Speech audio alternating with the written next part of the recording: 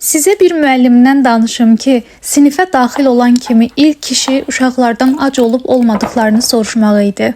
2-ci sinifdə oxuyurdum. Sinif rəhbərimiz içəri bir xanımla daxil oldu və onun yeni riyaziyyat müəlliməmiz olduğunu söylədi. Sonra sinifdən çıxdı. Müəllimə adını söyləmədən, bizləri tanımadan aranızda ac olan var sualını verdi. Bütün uşaqlar gülüşdü.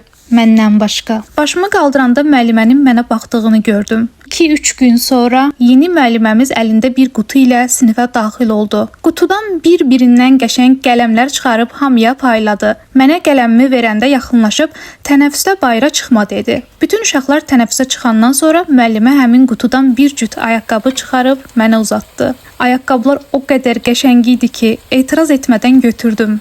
İçimdə isə tək sual var idi. Müəllimə mənim ayaqqabılarımın su keçirdiyini hardan bilirdi?